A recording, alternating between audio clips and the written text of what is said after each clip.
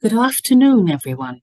Welcome to Tuesday Transition Power Hour. Today, we have the pleasure of having the director of VR here to share some wonderful opportunities that we can include as we develop our transition plans, as well as opportunities over the summer. Thank you so much for being with us today. Thank you, Titus, for inviting me. I want to test first. Can folks hear me? Yes. Okay, great. Titus and I are in the same room together over at Department of Education, and sometimes that causes some problems, but if that works, fantastic. So I'm going to share some slides today, but we're a small group, so I really hope we can have more of a conversation. And certainly if there's information or questions that you have, please do let me know, and I'm happy to stop at any point. But we're doing a lot of exciting things, and there's also some new information. But of course, I'm interested to hear your questions at any time. So I'm going to go ahead and share my screen.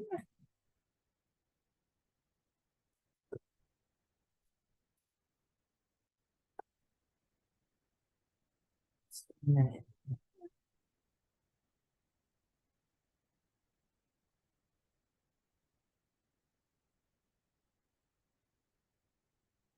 Okay, can you tell me if you're seeing the slides? Perfect. Great. So the first thing I'm just going to point out is that you'll notice in the logo that it says the Division of Vocational Rehabilitation and the Division for the Blind and Visually Impaired. So some of you know we have two vocational rehabilitation programs in Maine. One that's for people who are blind, visually impaired, the other for everybody else. And a lot of the services we provide are exactly the same, but then we have some targeted services that are provided from the Division for the Blind that are really, of course, focused on the needs of people who are blind and visually impaired. I'll point out a few of those as we go through, but there may be information or questions you have specifically related to that division, and I'm happy to share them with the director, or her contact information is at the end as well. So just as we're getting started, one of the things that we're talking a lot about across our systems is that employment is really all of our business.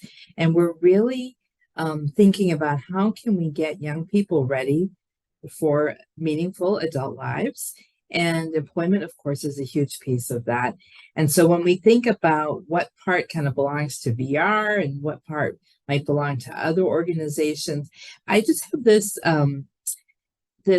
picture of a pyramid, a triangle here that shows that there are some activities that I'm going to talk about today that are in that middle section. They're called pre-employment transition services that anybody who receives special education or who has a 504 plan can get. And then there are very specific individualized VR services that people have to apply through the full application process and be found eligible for. And those are at the top of the pyramid. But honestly, all the work that we are all doing, both at home and in the community and in schools, is helping young people get ready for employment. So that's really a combination of classroom activities or things that you might be doing out in the community, as well as things that young people are doing at home. And we want to have that very strong foundation. So if they need VR services going forward, we certainly are happy to provide them. But we want to see that everybody, whether they access individualized VR services or not, that everyone has that foundation that they need in order to be successful in post-secondary living. Can I have ask a question? Yes, please. So at which grade should our case managers start reaching out to VR to support that pre-ETS skills? Yeah, so I moved to the next slide so you can see really we talk about age 14. So in our rules, it talks about age. So typically, if it's somebody who's exiting 8th grade, getting ready into 9th grade, that's a great time to get connected. There are certain things, maybe that's not the time that the family wants them out in a summer job, but it might be the time that there are job club or other learning activities that they could get involved in that summer that would help to position them really well going into high school. And when I talked about the pre-employment transition services here on the screen, you can see what those 5 services are: job exploration counseling, work-based learning experiences, counseling on opportunities for post-secondary training and education, workplace readiness, which includes the social skills and independent living, and instruction in self-advocacy, which we know is super, super important for young people to have the opportunity to really learn how to speak up for themselves. So those services are available, as I mentioned a minute ago, to anybody who receives special education or has a 504 plan. You can be a homeschool student, you can be a college student, you can be a high school student, you can be a special purpose private program. Anybody who meets that definition of student with a disability is able to access ages 14 up to the 22nd birthday. So we've extended a little bit to match where Department of Education has gone with eligibility for special services. These services are provided mostly in groups, and we'll give some examples of what that looks like. And they really talk about how they can be delivered in conjunction with schools. So some of the things that we're doing, VR can't do it all alone in these cases, but we have staff who are working out in schools in a variety of different roles, and they can partner on developing job clubs, on doing career exploration workshops, and lots of different resources, both in person and online, but they can be done in partnership with schools or individually, but ideally we love to be able to partner with schools on these activities. And as I mentioned, there's an easy one-page registration, which I think I repeat that phrase about 3 times in this presentation, because sometimes we know that that is a barrier for families, that I'm not interested in giving all my information to the state. I'm not sure if my young person's even going to need vocational rehabilitation. What is vocational rehabilitation? Families have a lot of questions, and this one-page form for the pre-ETs is really easy. Yes, Jen. Do they have to fill it out if it's going to be in partnership with the school? It's like, how does that work? So if you're going to be doing something in partnership with the school, or am I not understanding that correctly? Repeat yourself, Jen. I'm sorry, we were on mute. So you're saying that you can do something in partnership with the school, but then somebody has to do the easy one-page registration. Is that for the parent if they're doing something on their own, or is that if they're doing something in partnership with the school? Yeah, so no matter how the pre-employment transition services are delivered, whether they're delivered by us, whether they're delivered by the school, whether they're delivered in partnership, every young person has to be registered, and it's just a one-page form. So that's in the past, you had to be a full-fledged VR client in order to get VR services, and now you don't. Now you just have to fill out this one-page registration. And ideally, if we're working with schools, it could be something that goes to families in an IEP meeting. It could be something that goes to families at the beginning of the school year to say, we have an opportunity to access these services, and parents obviously would have to sign if the young person is not age 18 yet. Okay, that kind of answered my question there, and I think I'm going to have more later. But okay, great. I want to ask one thing. So that form, the registration form, at one point I thought that we don't have to have parent consent on the pre-ETS skills. We do. Now we, okay. Yeah, we do need to have parent consent. Yeah. What I would say is sometimes though, there's a group going on, and you know, some of those students that are in the classroom are people who are receiving pre-employment transition services. If there's a couple other people that wander in, that's, you know, and they just happen to be there, that's fine. But our charge is to try to get those students connected, because we want to be able to make sure we're offering them services going forward, and and getting credit for the work that's going on in the schools and partnership as well. But if you run into a situation where a family has some real concerns about that or filling out the form, please do speak with our staff or let me know, because sometimes we can share information that might help to reduce some of that anxiety. The one-page form certainly is less, I think, for families. It's less of a hurdle than submitting a full application, which has a lot of personal information included on that.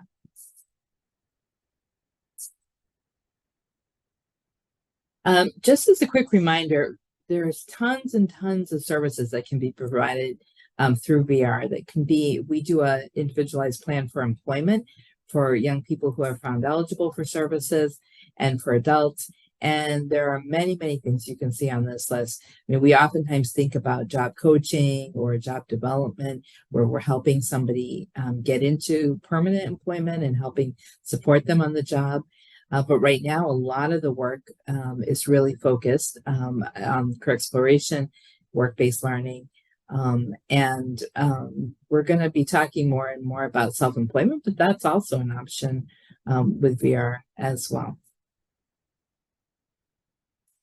So if you are interested in applying for VR services, or you're supporting somebody who wants to apply for VR services, whether it's through the Division for the Blind or through the General VR Agency, you can enter the information. The family can get the information and enter it, apply right online. And that is pretty easy. It's still a lot of information, but it's an easier way to do it. But if you have somebody who would rather take a paper copy, we can mail it to them, or they can download it off the website. And then here is the link. If you just are working with somebody and you just want them to get started by doing pre-employment transition services, maybe they're 14 or 15, and it doesn't make sense to have them fill out the full VR application at this point, then they could just push the link here, and you can get the one-page form that can be submitted as well.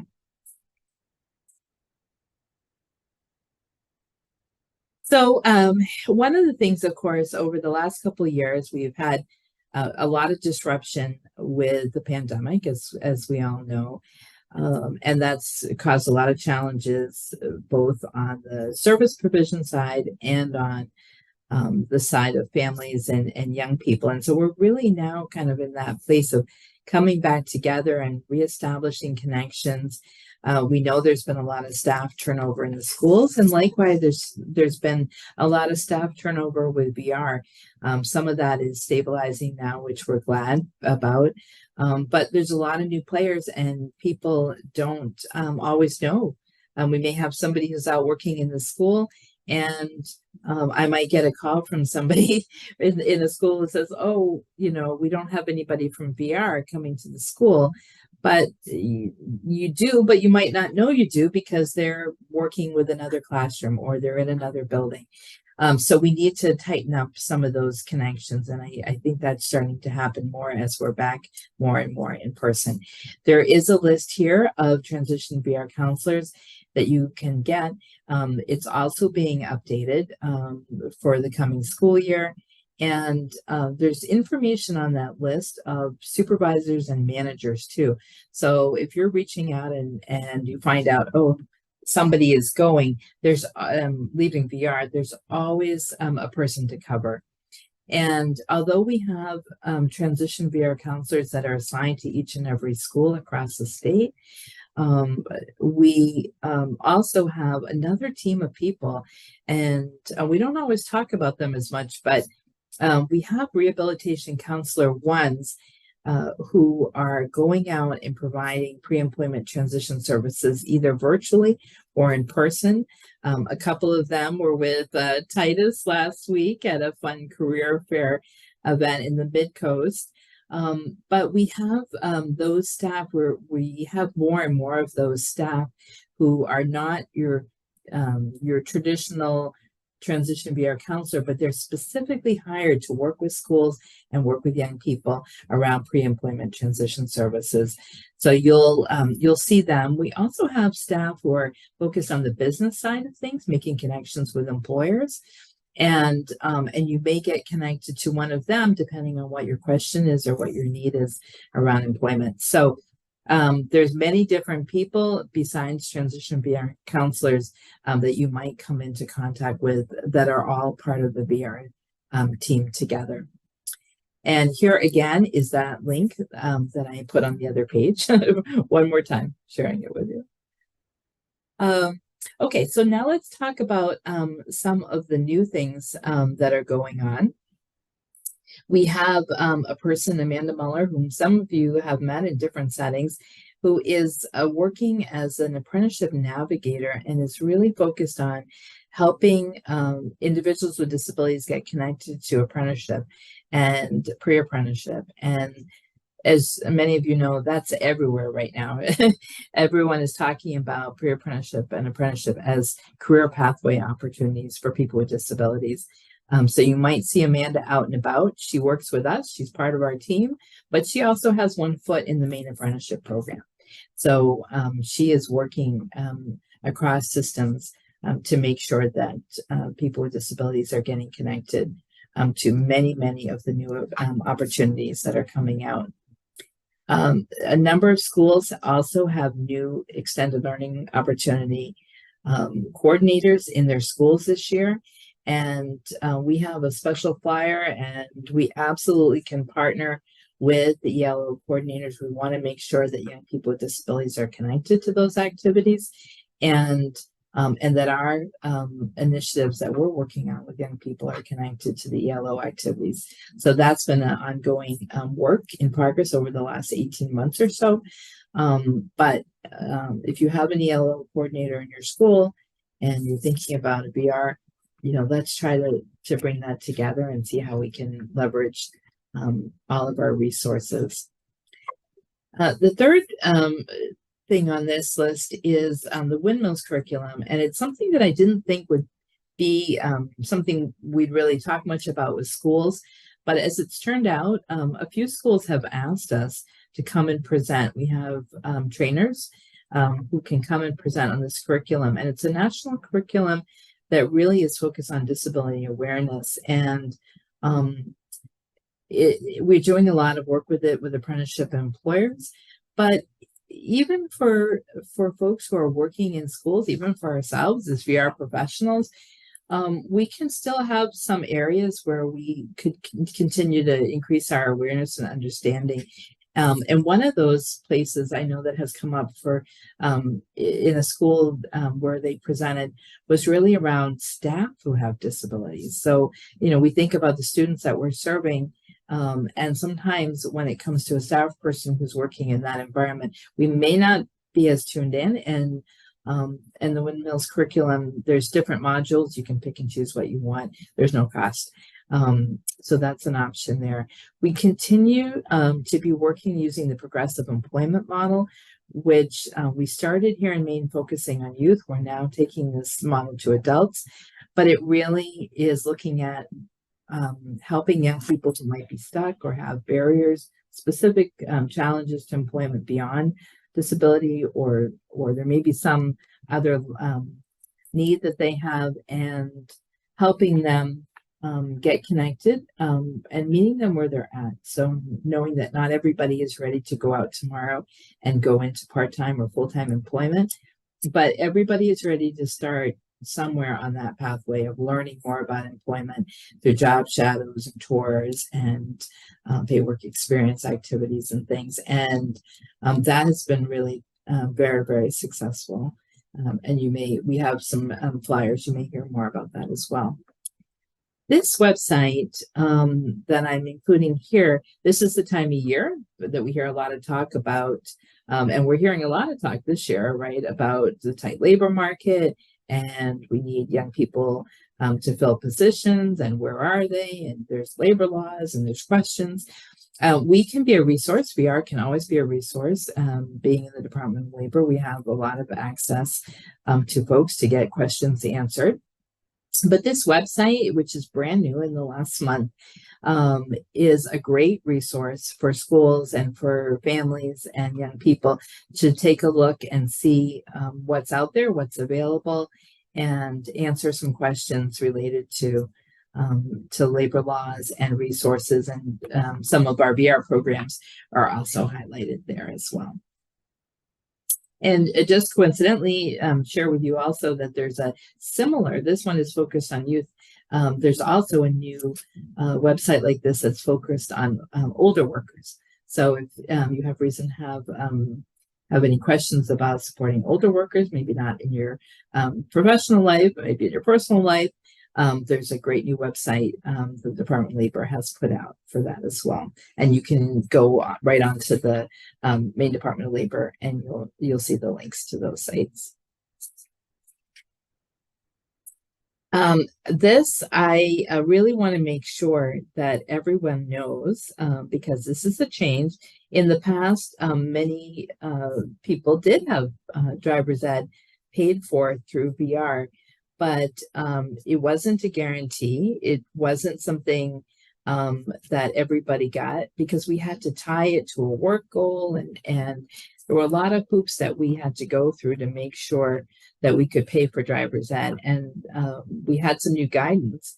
And so we are able to pay for driver's ed for any young person who is receiving pre-employment transition services. It's considered a work readiness activity. Because we are such a rural state, we're able to justify providing that we don't have public transportation that's available in other places, certainly not at the level that really is needed across the state. So if you have somebody you're working with who has a 504, could be very easily connected through, again, I'll mention the easy one-page form. They can get driver's education, and that might be their first connection with VR. They may not have had any connection at all. But if you know somebody who needs that support, then please help them to get connected, and that might be also a connection to build on for other supports and services that they need going forward. So we're happy to pay for it, and we're happy to be connected with more young people around that. And there are people who may need additional support, and you probably have run across some of these individuals as students who may need some assessment to find out, are they going to be able to drive? Will driver's ed be something that they can do successfully? They may need an adaptive vehicle to take driver's ed. There may be some other pieces that need to be in place in order for them to access driver's ed.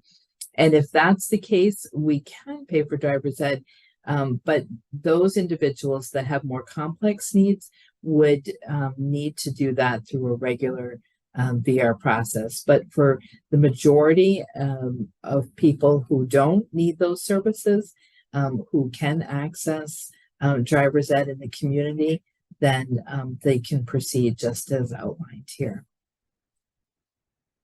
And I have to say, Titus, I was following somebody the other day who had their stickers on their car, student driver, and I was nervous because they were one who was hugging that white line, and I thought, it's hard to learn to drive, and I was actually thinking very much about the driving instructors and praying for them. It certainly takes a strong constitution, I think, but it's that time of year, and just like the black flies, the student drivers. So please, if this is something that makes sense for a student you're working with, please make that connection. I also want to mention, now this is not something that's available yet in all counties, but many folks, many schools this year have connected through VR. It's a program that we partner with. We contract with Goodwill to deliver this Goodwill boot camp model that covers all of the pre-employment transition services as part of their boot camp model where they're teaching the class in the school. And then after completion, the goal is to have a paid work experience. And so that's been something that has really taken off this year. The numbers have been huge. As you see on the bottom of the screen, it's available in Kennebec, Somerset, Knox, Waldo, Lincoln, Saginaw, Androscoggin, Oxford, and Franklin counties. We certainly are always looking at ways to expand services, but right now that's the region where it's available. And I think we're getting some very, very good feedback. And so in that case, individuals are receiving pre-apps through VR, and we're contracting with Goodwill for the service delivery and partnering with them at each step. So now on to summer 2023, which it's hard to believe here we are, soon to be the middle of May. It is not too late if you have young people who are looking for summer work experience. It is not too late to reach out and get them connected with VR. And when we do summer work experience, typically we are paying for the wages, using VR dollars to pay for the wages.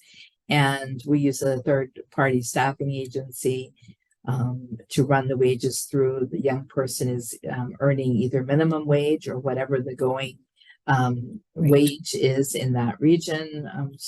Portland, a couple places where there's a different wage. That has been a huge success, and it's really been a great way to introduce young people to employment, and especially when employers have not been able to necessarily pay the wage in some situations. It's given young people a way to come in and do real work. This is a real job. You're a real employee, and learn about the world of work through the Summer Work Experience program. Another exciting thing we started last year that I now have the dates for this year is college bus tours.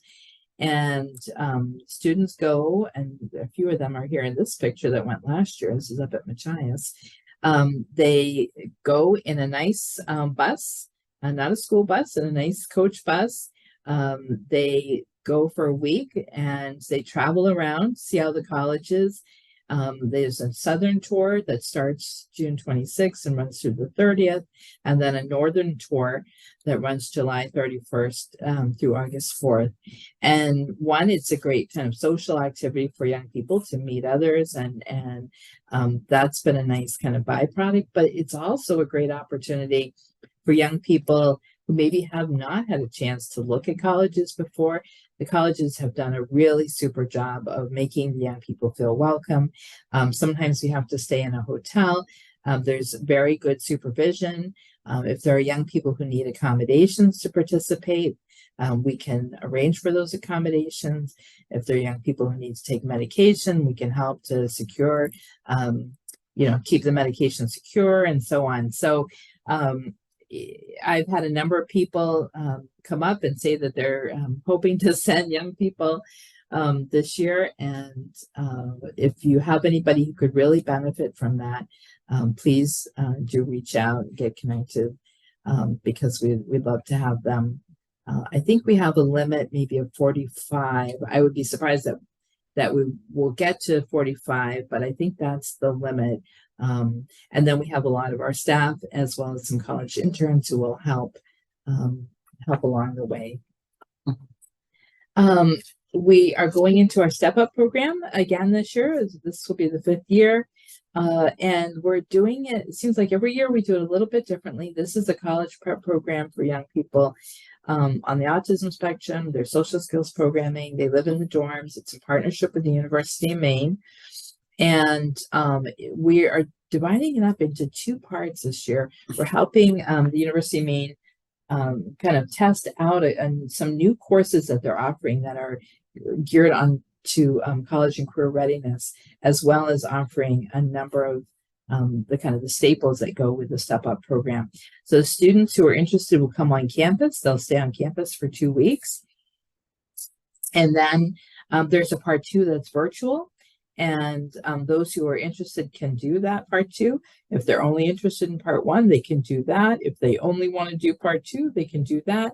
That flyer will be coming out. I hope to have it to give it to you today, but I will get it to Titus, and I'm sure she'll share it around. That flyer will be coming out very soon.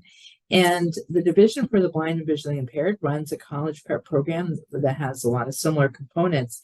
And we will be both on campus this year at the same time, which is going to be great. I think we'll have some nice social activities as well that we'll be able to, or, shared learning activities while they're on campus with us.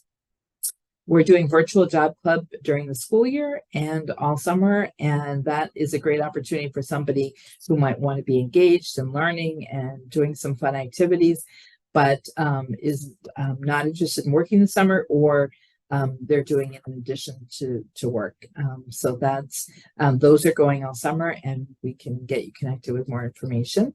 We just finished our peers curriculum that just finished last week.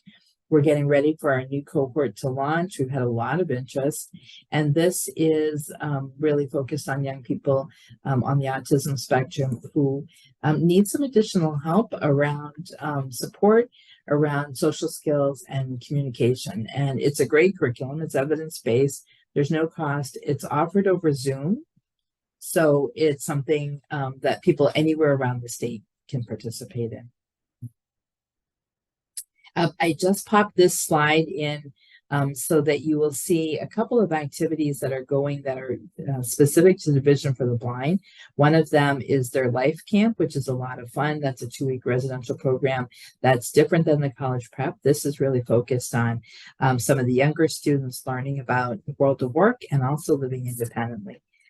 So we'll be doing, they'll be doing that program. I mentioned the college prep program running alongside the Step Up program.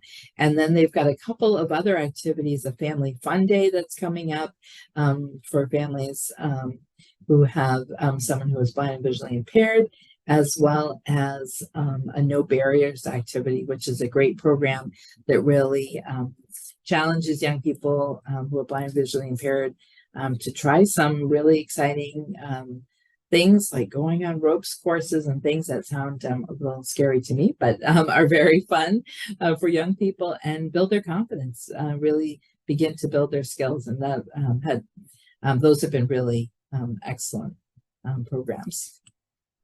I have to make a plug. We know this time of year, many people are thinking about young people who may need support in the summertime or during the school year.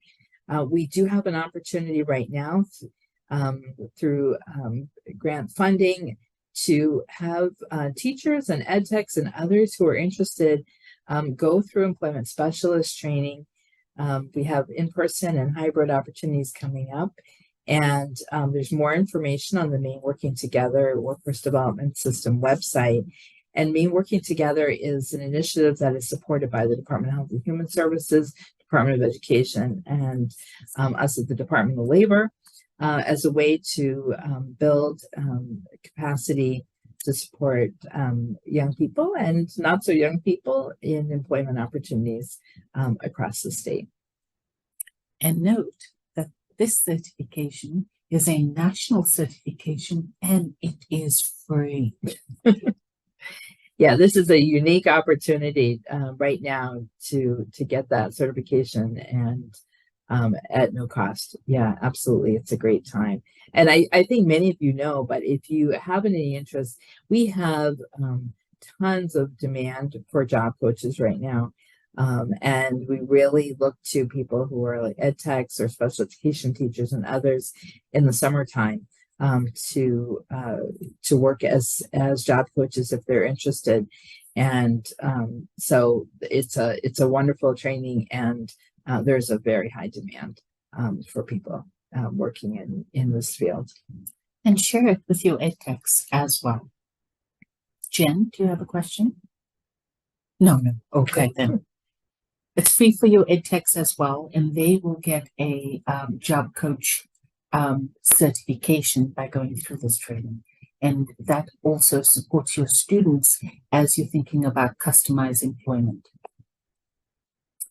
So here's the contact information, and I'm sure Titus will share the presentation. But for myself and for Brenda Drummond, who's division director for the Division for the Blind, we also, I didn't put it in here, but there is development.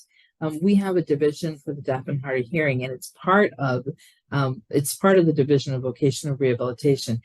And I know they're working at at developing some specialized programs for transition this summer in conjunction with the Maine Educational Center for Deaf and Hard of Hearing. And we'll have more information about those programs that will be going out as well.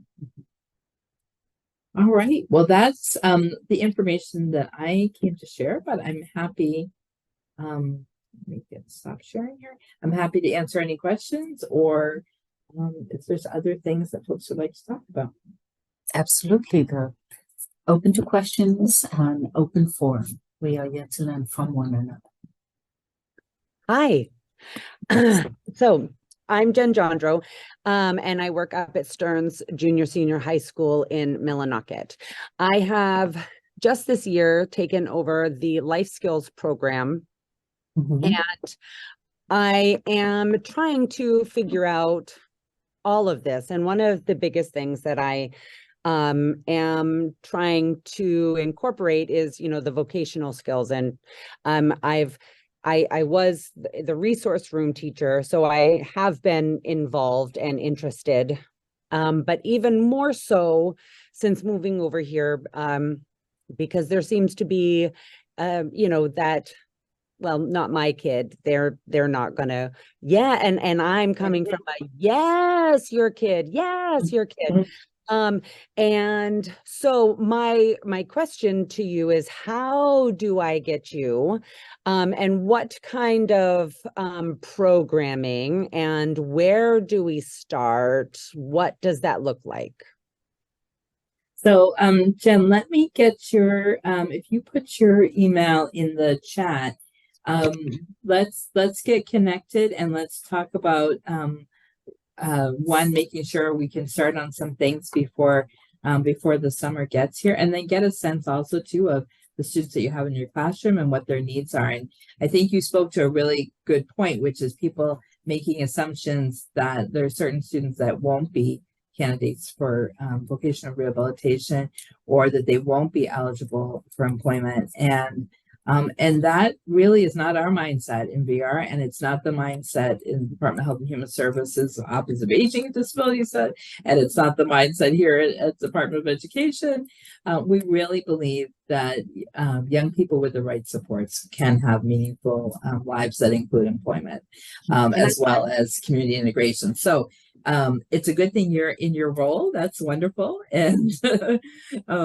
And so let's get a sense of where things are now, and what makes sense to start with. And I'm very happy to share information, make some connections, and then we can talk about next steps. Excellent. And the same, Craig, we can set up the same kind of system of support, right?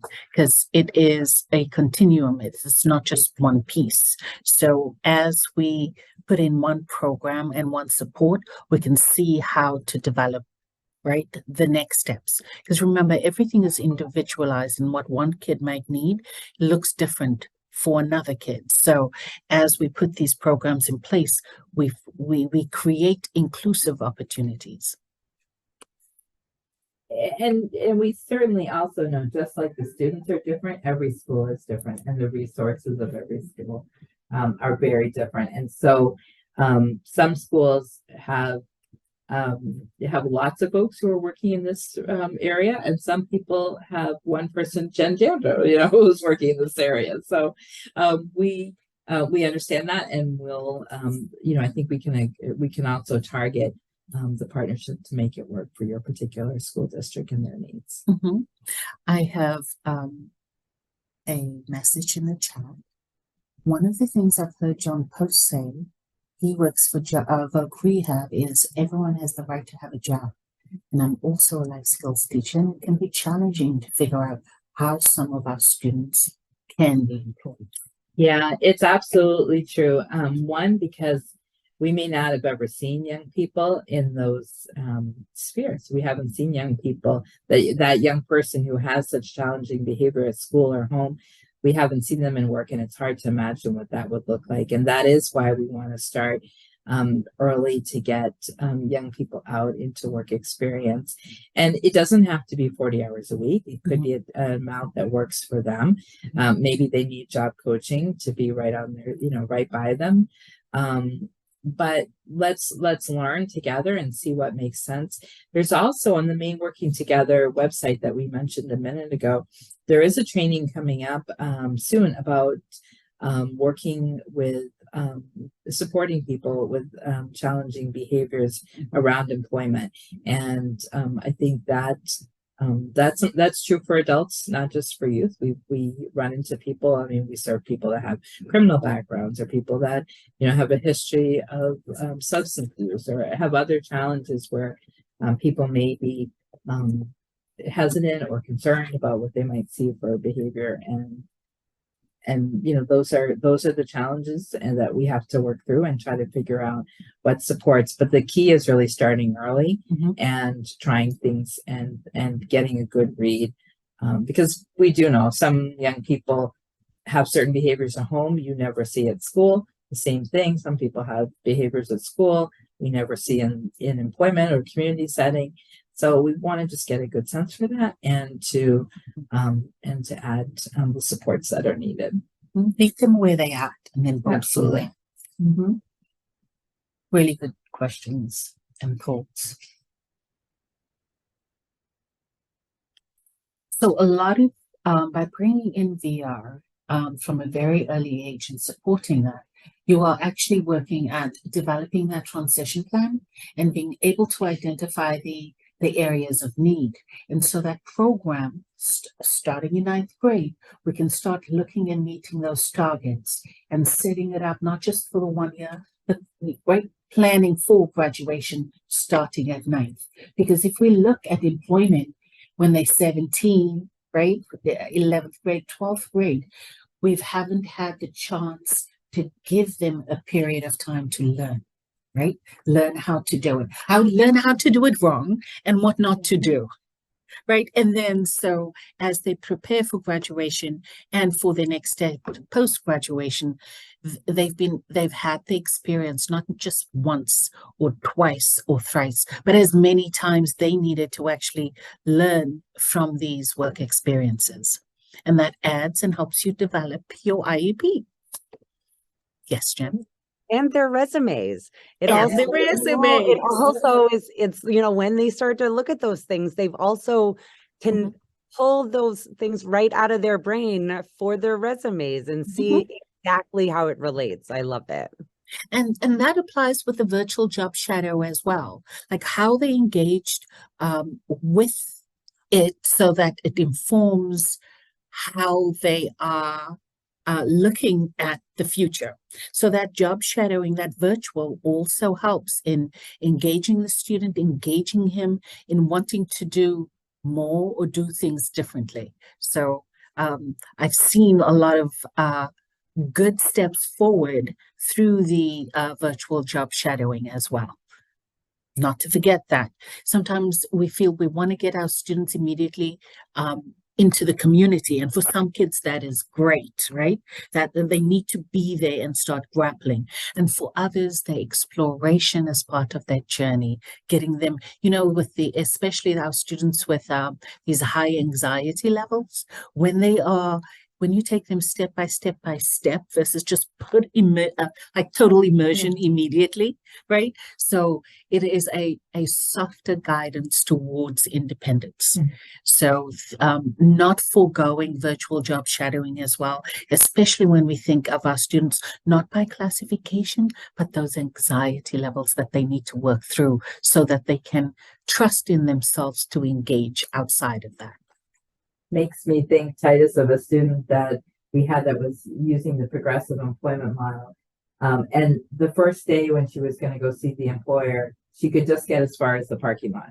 And that was it. You go to the parking lot, sit in the parking lot for a minute. It was going to a store, see the store from the parking lot and then turn around and go home. And we had to be able to move at that pace, not to say, oh, everybody's going on the tour, Yes. because that was not her pace. But by taking it slow and by moving, okay, now let's go in, now let's do this, then able to move into a paid work experience. But it wasn't just drop it in, which, and here you go, which is, it really was individualized to her needs. Which again helps you develop your IEP and that transition plan in dealing with those, supporting those behaviors. So you won't know until you do it.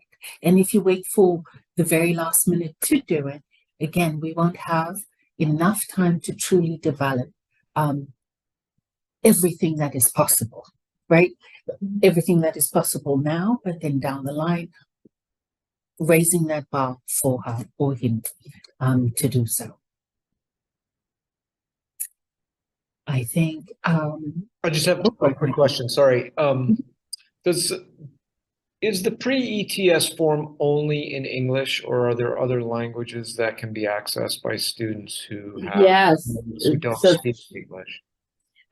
That's a great point. We have made our full application available in Spanish, and our consumer handbook is available in Spanish. But if there are specific, and I know in Portland you have a lot of languages, but if there are specific top ones that would be helpful, or if there are ones that you'd like, I mean, one of the things Titus and I were just talking about a few minutes ago was making sure that young people across the state and from different backgrounds really have access to these same services. So I'd be really happy if you sent me and said, we'd love it in these languages, and we'll put it together and get it out to folks. absolutely. Yeah. Okay. Thank you. So send us an email, send me an email, tell me the languages that you need these forms in as well, and we'll make sure that you have access to it sooner versus later. Okay. Thank you, Michael. Any additional questions that you think of after we log off the Zoom, please, I'm available. Email me, text me, call me, balloon, message in the sky. I'm here to support you guys. Well, thank you very much for attending today and always participating in creating community. And that is what our students need, is community to advocate for them. So you do that every single day. Thank you very much, guys. Thank you. Have a good night. Thank you. Bye-bye. Bye-bye.